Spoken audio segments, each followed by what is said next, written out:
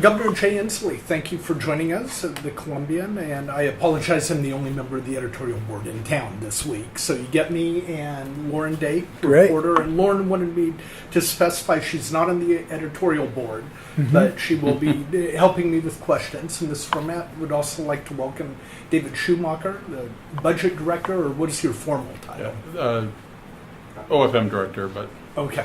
It's Office of Budget. Financial Management. Office of Financial Management. So, and as you know, we are videotaping this for use on our website. Great. We'll post it unedited for the benefit of our readers. I know you're in a hurry. You've had a busy day, but thank you for taking time out with us. And so we'll jump right in and let's talk budget. Where do we stand in the legislature? Well, we stand with a lot of work to do.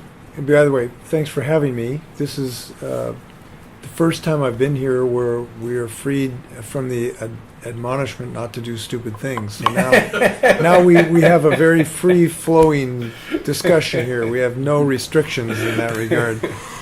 The legislature has a lot of work to do because they fundamentally need to produce a budget that will fully and amply fund education while at the same time funding all of our other services that Washingtonians rely on. And they're a long ways from getting that job done.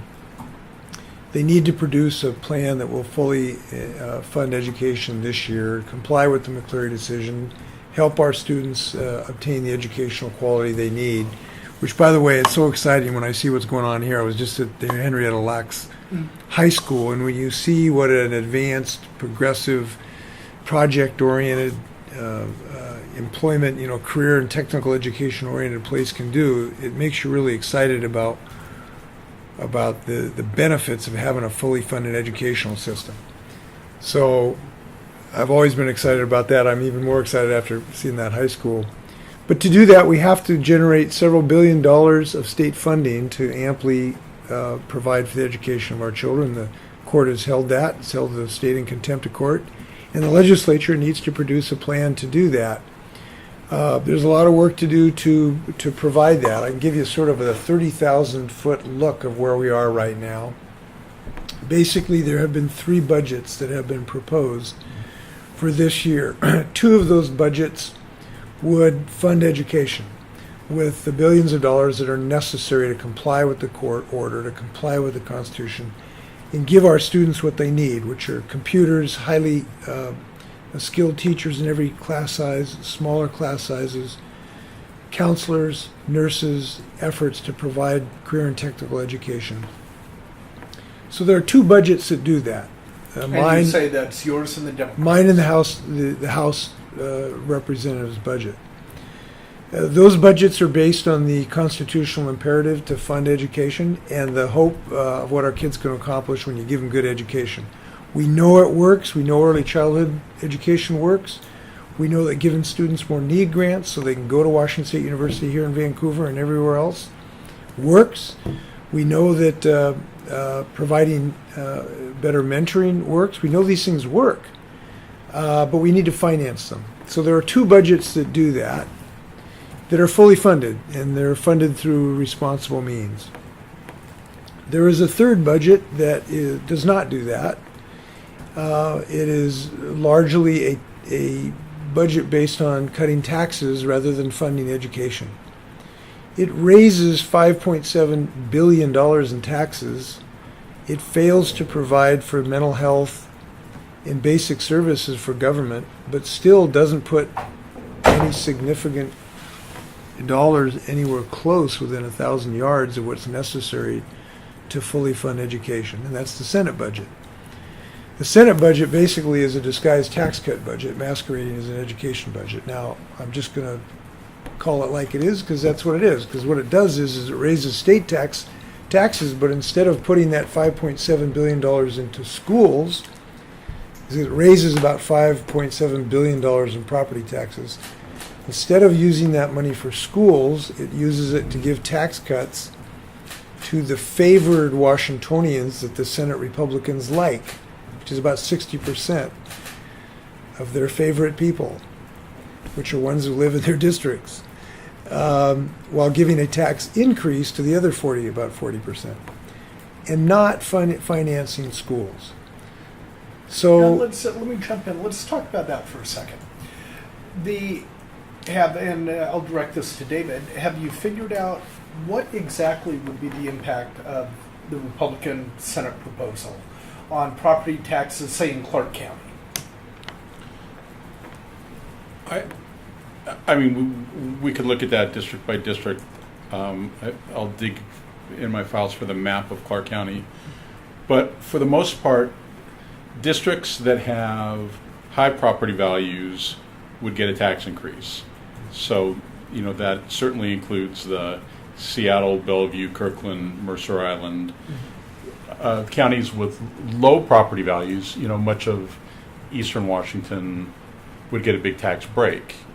For the most, And that's on property taxes. on property taxes, right? So it's an increase on, as the governor said, about 40% of the population, a decrease on about 60% of the population. So depending on where you're at in terms of your property values, it would tell you if you were a winner or a loser. I would imagine Clark County, well, it's school district by school district. I'm sure that there's higher valued districts and lower valued districts here. As we go along, I've got a map and Sure. we'll take a look And at I'm it. sorry to interrupt, but go ahead.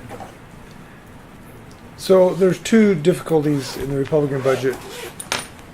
The first is failure to fund education before we get to the equity issue. There's an equity issue here, but the first is it just doesn't put money in education. So my plan would put $8.68 billion additional funds into education. The House would put $6.06 billion. The Senate would only put $694 million, And that's for a biennium. It's for 4 years. For For 4 years. Right. These are 4-year numbers. Okay. So, you can see I'm proposing to put 10 times more into education, which is necessary to the education of our children, than the Senate Republicans. That's the major problem. But there's an equity issue with their proposal. It's very difficult to justify increasing the property taxes on somebody in a fixed income just because of where they live for the purpose of giving a tax cut to somebody else who might make more money than they do, might make 10 times more money they do. There's no rational basis for increasing one Washingtonian's taxes just based on the zip code they live in. So there are significant differences. The parties are going to have to move towards one another. Both parties will have to compromise, but it's going to have to be ultimately something that will fulfill the constitutional imperative of educating our children, and that's going to take significant dollars. Now let's talk about for the 4 years. You mentioned the two Democrat plans had put in 6-point-something billion, and the other one was. I was at 8.6. Okay. The House Democrats were at 6. So specifically, where does that money come from?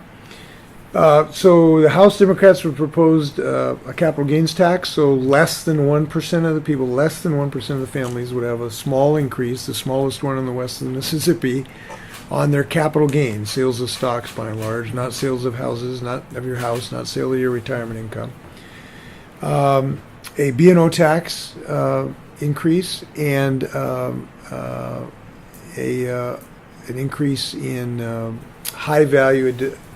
An increased rate on high-value homes, excise tax on high-value homes. And what is considered high value?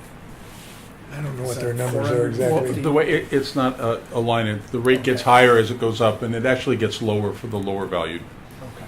homes. So it's kind of a sliding scale or Okay. graduated real estate excise tax scale. Okay. I'm sorry. Go ahead. Yeah, they'd also propose a thing called Nexus, which would catch more internet sales in our sales tax portfolio. As an alternative, I had proposed a capital gains tax, a carbon tax, and a B&O tax increase just on service industries to make it more in line with businesses based on the sale of goods. So there's some differences in that regard. As I said, the Senate, in order to finance their $694 million, would have a property tax increase for about 40% of the people in the state. But it would also cut about $2 billion from state funding for necessary government services. Mental health, doesn't fund early childhood education, doesn't pay for Western state expenses, doesn't pay for the necessary costs for hiring people and our collective bargaining agreements. So they have about a $2 billion hole in their budget that they've used to finance tax cuts. And that's the thing that's, I guess, troublesome, is they've done all this work to finance tax cuts rather than to finance education. That's what we constitutionally are required to do by the Supreme Court. The Supreme Court did not mandate tax cuts.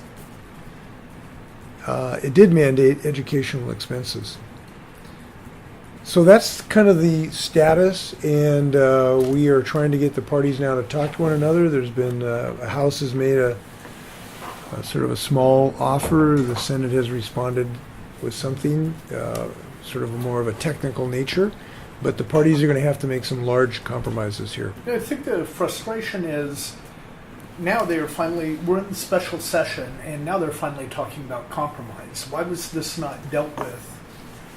Well, why wasn't it dealt with 5 years ago, let alone earlier in this session?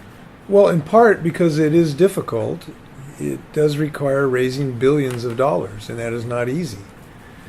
We have raised several $billion for schools in the last 4 years. So the legislature has been increasing funding for education fairly dramatically in the last 4 years. But this last part is the hardest because the low-hanging fruit has been picked. The easier things to be done have been done. The billions of dollars that could be raised, relatively painlessly has been accomplished. So now this is the last, I call it the crux move in the mountain. It's like you're climbing Mount Everest. You've done the first 4 base camp, but the last several thousand feet are the hardest. Do you think that there should be more transparency in this process? It seems like every time they go into special session, doors are closed, negotiations are happening behind those closed doors. Emails, calendars, schedules are impossible to request, and then they come out and unveil, what they've agreed on behind closed doors. Should there be a little bit more transparency for the public to kind of follow along with where things are happening and what direction lawmakers are going in? I certainly can tell you I've been dedicated to transparency throughout my term. In fact, from your profession, I got an award as most transparent governor, which is a good thing. I've refused to use an executive privilege to protect matters, so we've reduced the time it takes to get public disclosure requests. So we've really concentrated on being as transparent as possible. I don't think it would help the negotiations to have them on television.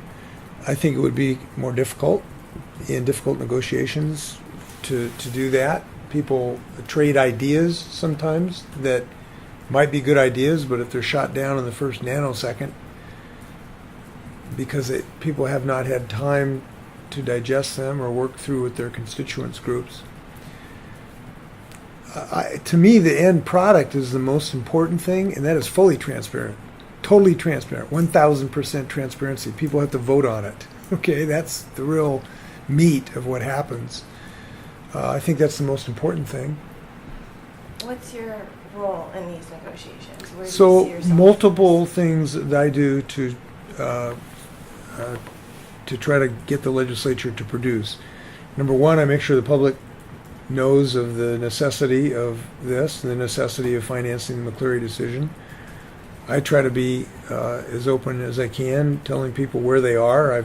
I've expressed alarm that one of the sides has not been willing to negotiate because they wanted preconditions before the Republicans had refused to negotiate. I thought that was not helpful.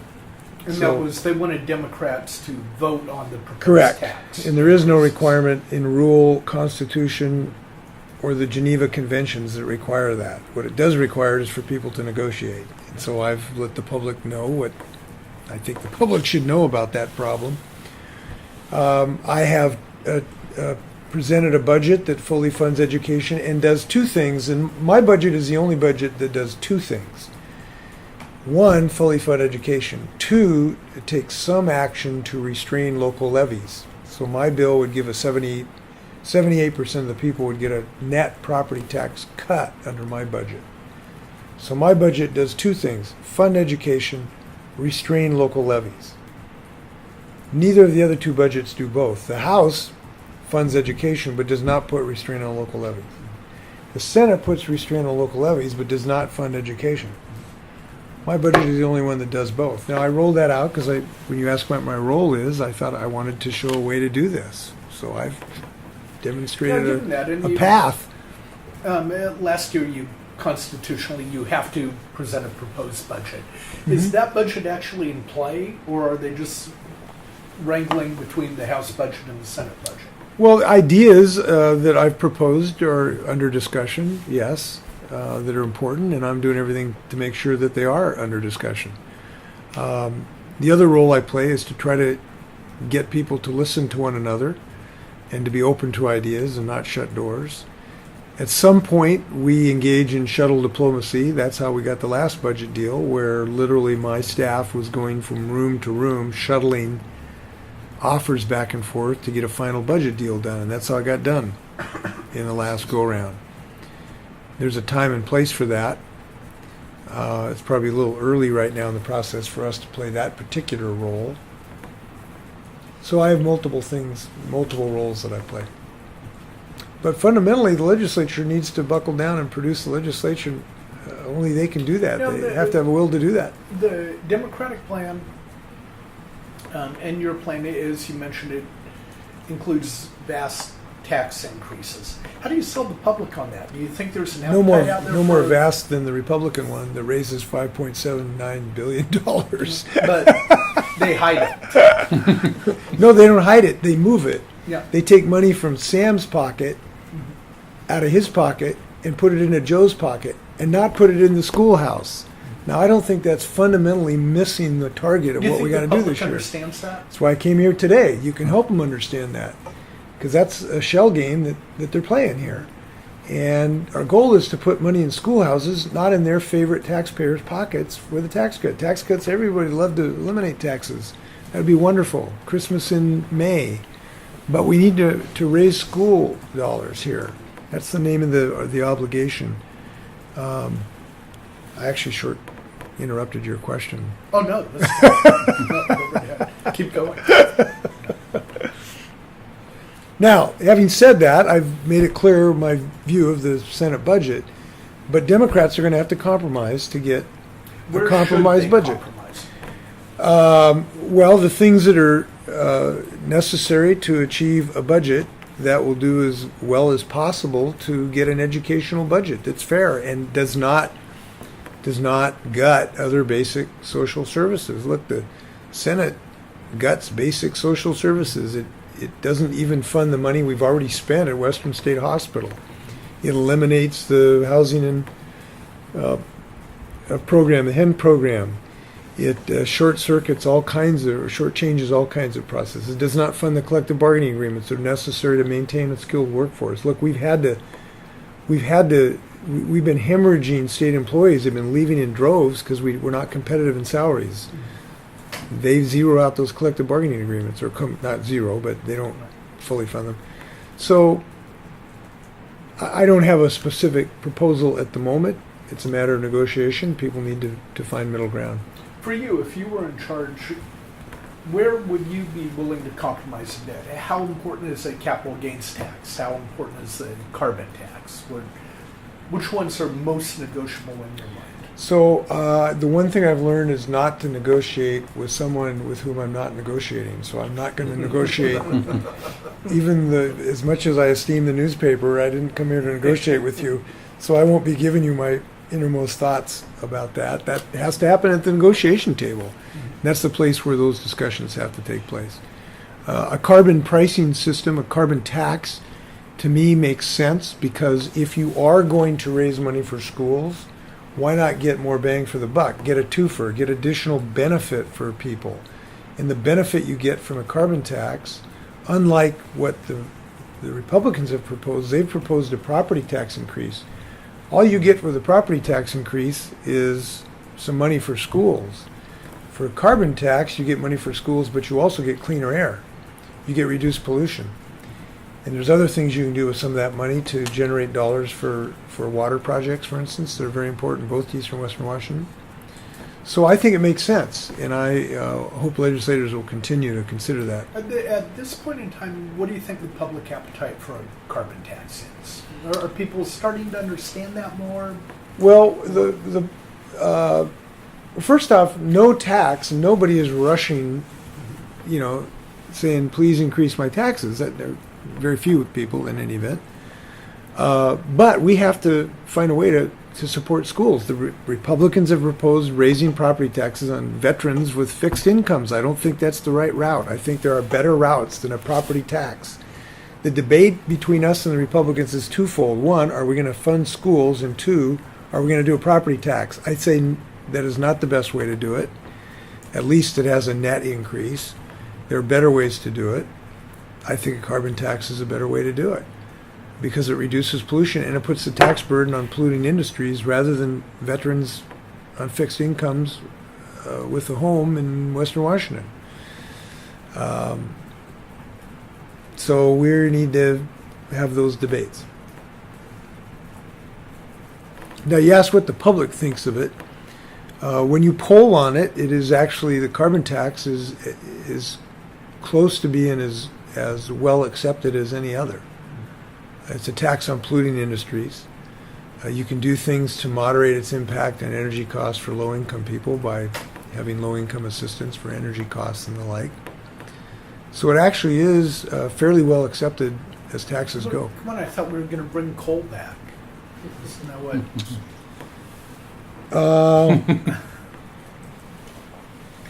Don't get me started on that issue. Later, it comes later. Yeah, We'll have that on our list here. yeah. We're building jobs like crazy in new energy sources. It really is an optimistic time for the energy industry in the state of Washington. Everywhere I go, I meet business people who are hiring people like crazy in the clean energy sector. I was up at the Mukilteo where the UET company is they're selling the largest vanadium flow battery in the world. They're selling it to Germany. They're selling it to Fresno or Florida. Is it Fresno or Florida? Because it allows the integration of renewable energy into the grid. Moses Lake, the largest carbon fiber substrate manufacturer in the world, that goes into electric cars. The polysilicate manufacturer Moses Lake is hiring. Well, actually, they've had a downbeat because of trade disputes with China. We have one of the most effective solar cell manufacturers up in Bellingham at iTech. We have the new research going on at the University of Washington, Washington State Energy, Washington State at biofuels on how to run jet airplanes on biofuels. At the UW, they have a whole new way of manufacturing polysilicate cells. We make the world's most energy efficient airplane, the Boeing 787. So, I mean, the clean energy sector is one of, if not the largest, most rapid job creation in the sectors in the United States, including Washington State. It's not the coal industry. Well, there are more people working in the solar industry today than the coal industry. I'm aware of that. Today. Yeah. You think our president's Including- aware of that? Including our digital manufacturing Sure. companies right here in And Clark actually, County. that provides a good segue. You may or may not be aware, but we have a proposed oil terminal Heard about it. here in Port.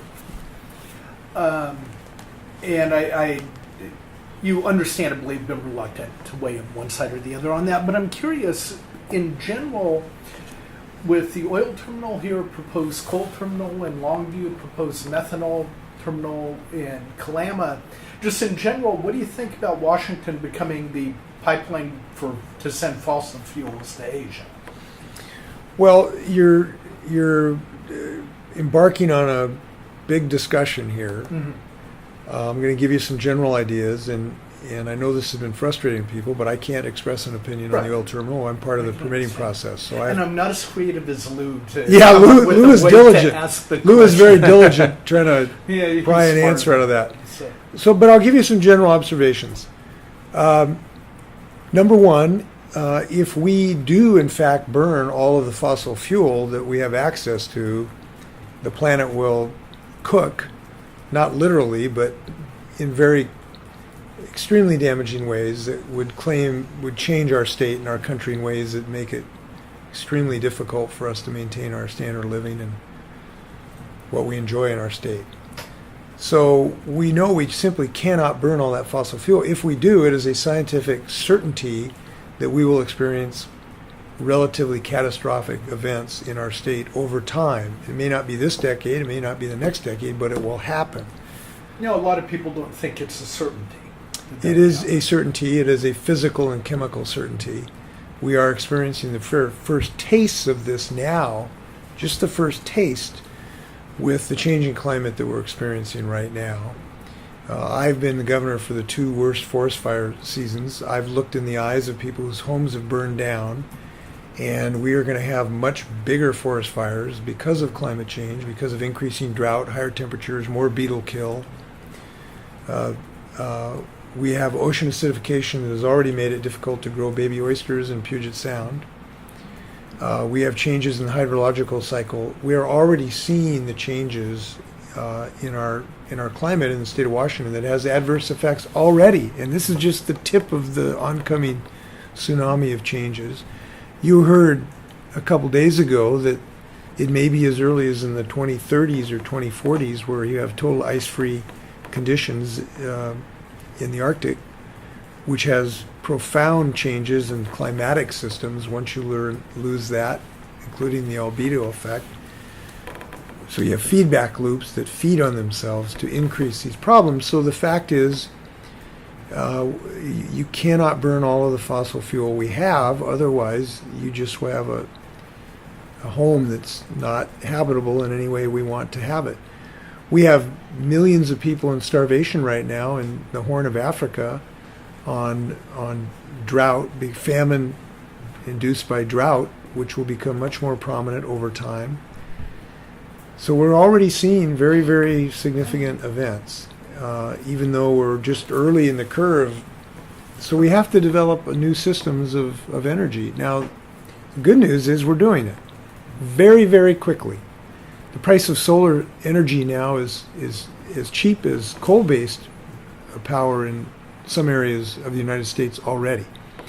The price of solar has come down, by half every several years. We've had dramatic improvements. Electric cars are coming up like gangbusters. Tesla now has a net worth greater than General Motors. We just took possession. I delivered actually the first of our 100 General Motors all-electric cars to the state fleet, which are great because they cost 1/5 as much to operate as gasoline. That's good for the taxpayers. Every mile you're spending 1/5 as much as you on fuel because of our electricity is so much cheaper than gasoline. So the technology is coming on so rapidly that it ought to make us optimistic in our ability to grow our economy in ways that will create jobs and have cleaner air and a place to have oysters and forests and snow and water to drink. But shouldn't we think, well, China is going to burn a lot of coal regardless. Shouldn't we be involved in that? Can't we benefit from helping them to do that? Yes, and this is why it's a great opportunity for us is to sell technology to the Chinese. And we in some sense, we're selling polysilicate to the Chinese now that's going into the solar panels that they manufacture in China, that they use in China and the United States, manufactured in Moses Lake. We have software that we're engaged in China. This vanadium flow battery, when they want to go to integrate solar or wind power into their grid, that battery is available to sell to the Chinese. I don't know if there's a sale in China yet or not, but that's the kind of thing that's a business opportunity for us. And China is acting on climate change. They are taking action to restrain their coal consumption. They haven't totally eliminated it, obviously. They understand it even better than we do because they can't breathe. The particulates make it very difficult from a health perspective. So the world is moving on this. The Paris Agreement is a significant event. It will be a crying shame if the president takes us out of this agreement. It will be a crying shame if he succeeds in eliminating the actions of the United States to achieve a clean energy future. He's already tried to take that. To me, it's inconceivable that a president of the United States, of the country who went to the moon, took off the information about climate change off the Environmental Protection Agency website. What kind of pathetic railroad is he running where he doesn't want Americans to have access to the science that they paid for? So we have some work to do, but Washington State will be undeterred on this. We're moving forward. We're not going to be slowed down. We have a rule in place that will limit the amount of carbon dioxide from our major polluting sources. We have a very strong electrification effort to electrify our transportation fleets. We have great research going on, and I hope the legislature will fund our clean energy research that's going on at the University of Washington. We've started a clean energy research center at the University of Washington. WSU is doing great work in biofuels and energy efficiency. We're moving ahead. Washington is a leading state. We know what the future is. We intend to lead it. And that's what we're doing right now. I'm proud of what we're doing in the state of Washington. Okay, you can't come to Clark County without us asking you about the bridge. Uh-huh. You know that's coming. Right. You're scheduled to sign a bill, presumably in the next couple of weeks, that the Southwest Washington delegation got passed, Right. prioritizing the I-5 bridge as a replacement project. What for you? What would be a good goal, a good timeline for that project to actually get underway? Their bill is really a process bill. It just starts this conversation. But what do you see as being a realistic timeline for people to expect something to actually start happening on that project again? A realistic, common sense timeline was 2 years ago, when we had $1 billion available to do this project. That was a realistic timeline. Besides that, moving forward. I'm happy to move forward, but people need to learn lessons from that and not repeat that failure. And the guy responsible for that now is running the Selective Service, which is a perfect role for that senator to run an agency with no particular function. That's in his wheelhouse. So it is important to kind of learn lessons from that experience, which is you need to develop community consensus. So I'm going to sign this bill, and if this task force can help develop community consensus, that'll be a good thing.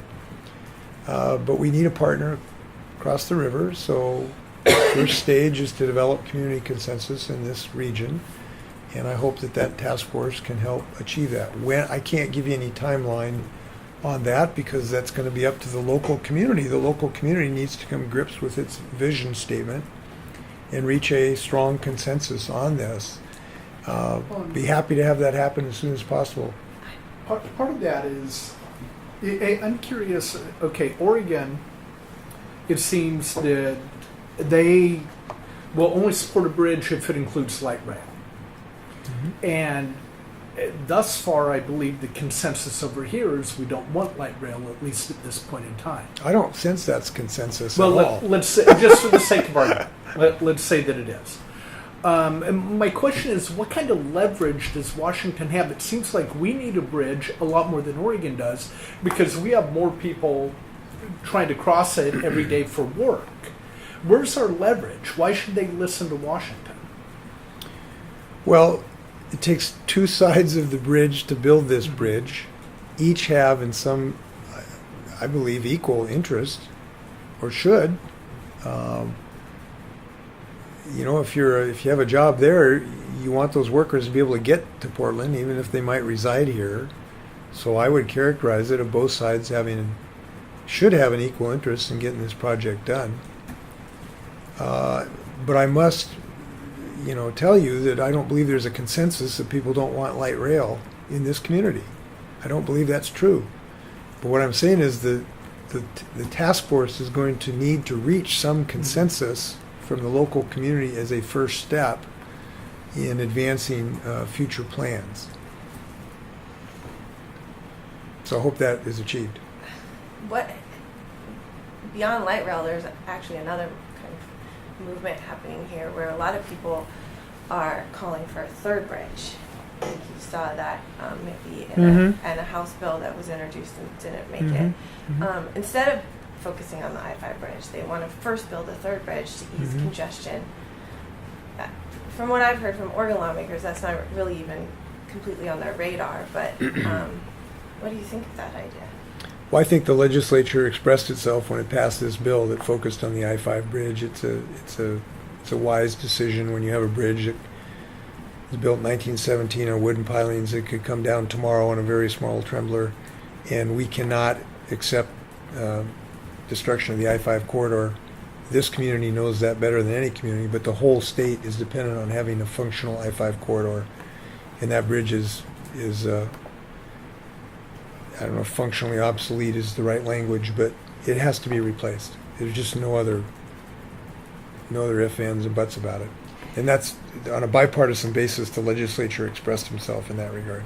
And so now, do you wait, see what happens with this task force, see what they can reach, or do you start kind of? I'm sure you've also. I know you talked to Kate Brown. They're very sensitive over there about passing their own transportation package and being careful about bringing out the Columbia River crossing as well. But do you start to move forward and make inroads there with Oregon's governor? Or what Well, as I've said about 5 times now, the local community needs to develop a local consensus, and that's the first stage of progress. Consider consensus just all of our lawmakers agreeing, most of the lawmakers agreeing, a public vote? Well, I guess How do you know there's a consensus? the best, I guess the easiest definition is you don't have a community that's going to torpedo another $1 billion project But how do you know? that's at that stage. Until you get into it. You find out who's going to have the votes for what project. I want to go back for a second. Earlier you talked about transparency. Should public employee negotiations be transparent? Should they be open to the public? I think they should be transparent, and they are transparent because the public has full access to the 2 most important things. Number 1, the product. It's fully transparent. Voters have the whole bill in front of them, or the whole agreement. Every single document is After totally it's transparent complete. when the agreement is agreed to. Then legislators get to vote yes or no. So there's total, absolute, 100% transparency. Also, the offers that are made back and forth are also available after completion of the negotiations and implementation of the agreement. So that information is also available to the public. The question is, should it be transparent? Should people be prohibited from talking to one another unless it's on television? I don't think that's really going to gain a lot. First off, it'd be pretty boring television. And since you have transparency at the end of the process, people will know what offers were made back and forth. I think that is adequate to You think to the you affair. think that counts as transparency if it's I think after it. the I think it is. And by the way, I don't know a single legislator has ever gone back and ever looked at these. We hear this hue and cry, but they don't even go back and look at what the offers were. They don't ask what they were. Nobody's even asked me what the offers were back and forth. So this is more about, frankly, kicking up dust and not wanting to have to find a way to finance having decent state employees who are adequately compensated than anything else, I think. Do you have another thought? Oh, Okay, real quick. from each of us.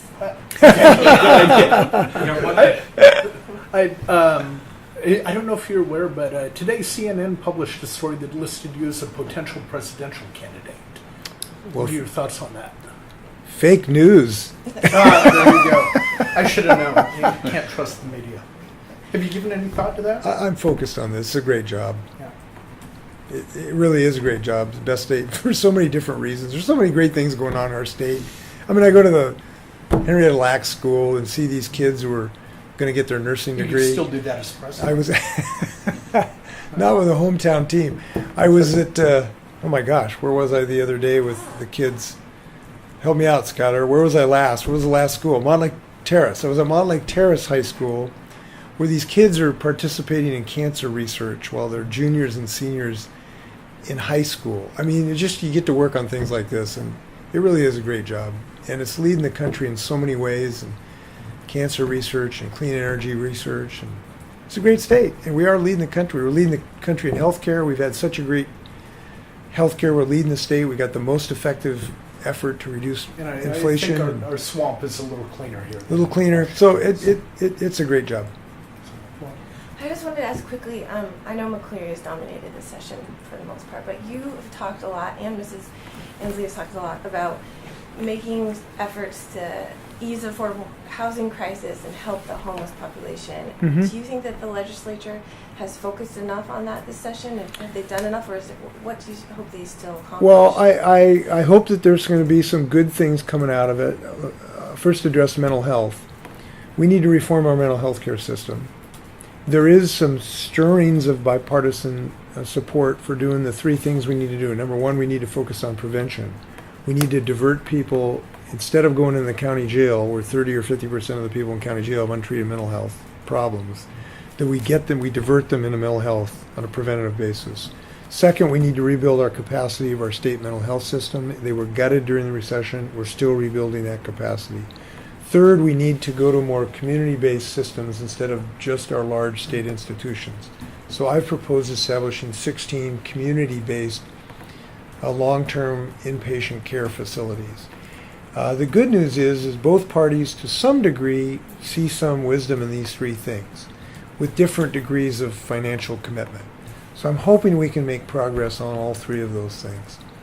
On homelessness, I've proposed increasing investment in helping local communities deal with homelessness. But this is one of those issues I talked about. The Republicans' budget have $2 billion holes in it. You can't solve this with $0, and so it's going to take some dollars. We've made some contributions in my budget. I hope we make some progress on all of these. Every community is affected to some degree with the homelessness problem, and that problem is tied to our mental health issues. So I hope we get some good reform done. Hey, Governor, any final thoughts? Anything we missed? No, except thanks for keeping a good discussion going. We need the press more than ever, and it's really true. Agree, we're biased. We need a professional media that will provide professionalism in the distribution of information. We need it more than we ever have.